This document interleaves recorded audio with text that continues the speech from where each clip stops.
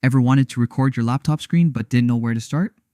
Good news. You don't need to download anything new because your Windows laptop already has a built-in screen recorder. Let's walk through it step by step. First, press Windows plus Shift plus R on your keyboard.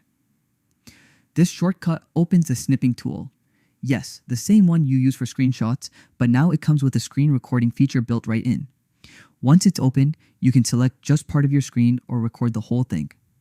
At the top, you'll see a few options. You can turn your microphone on or off, pick which mic you want to use, and even record system audio like background sounds or notifications.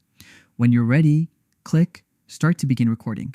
You'll see a short countdown timer and then your screen recording begins. You can pause and resume whenever you like, and you'll notice a small timer showing how long you've been recording. When you're finished, hit stop and your recording will open automatically, save to the default folder named Screen Recording, and it will be in the folder named Videos as you can see here.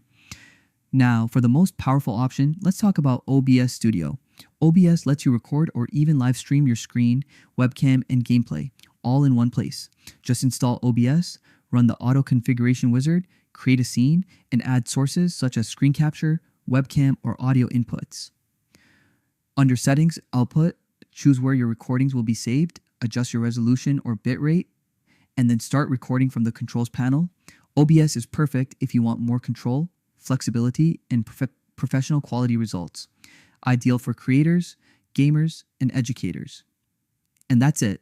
Two great ways to record your screen: the quick built-in snipping tool and the powerful OBS Studio. If this video helped, make sure to like, subscribe, and let me know which method you're using in the comments. Thanks for watching, and I'll see you in the next one.